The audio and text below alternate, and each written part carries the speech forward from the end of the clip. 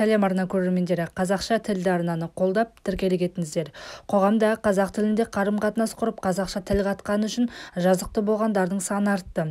Қазақты мәдениетсіз деп қаралайтындар көбейді.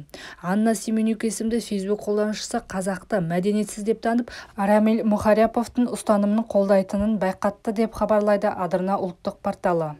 Тұтас бір ұлтты қараламақ болған желі қолданушысының пікірін журналист азаматтық белсенді Айбар Олжаев айыптап, автордың заң шеңберінде жазалануы тиіс екендігін жеткізді. Заңдық негізде ақылға қонымды әрі қисынды пікірін журналист төмендегідей жеткізді. Без культуры некоторых казаков. 174-ші бап көбейіп кетті. Қазақстан Республикасының қылмыстық кодексін ашып қараңыз, және бұған тек Қазақстан Республикасының қолданыстағы заңнамасы ракурсынан қараудың өзі жеткілікті. Мен орыс тілін ғылыми, лингвистикалық деңгейде меңгерген адам ретінде 174-ші бабы тарапынан өте қызық постқа тап болдым. Пост ішінде без культуры некоторых казахов деген термин анықтама идея бар. Оны прокуратураға алдағы жұмыс күні жіберемін. Бәрін прокурорлар, полицейлер шешеді. Біз ол үшін шешімді қабылдамаймыз. Яғни мемлекет қабылдаған вердиктіге мойынсұнамыз.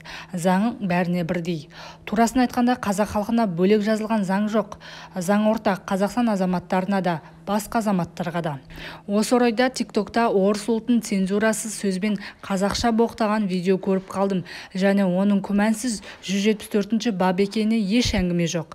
Ауызға ие болу керек. Оның авторын да тауып жауапқа тарту керек. Біздің заң бойынша кез келген адамға, топқа, ұлтына, нәсіліне, дініне, жынысына тиісті тіл тигізуге болмайды. Қазақстан Республикасы заңнамасының негізінде жалаң жазба авторын жазалауды көздеген қауым атынан Айбар Олжаев, ал мына постқа заңдық жағынан аргументі бар жауап бердім, скриндедім, және алдағы сәрсенбі күні сағат 9:45-те Алматы қаласы прокуратурасына арыз жолдаймын деді.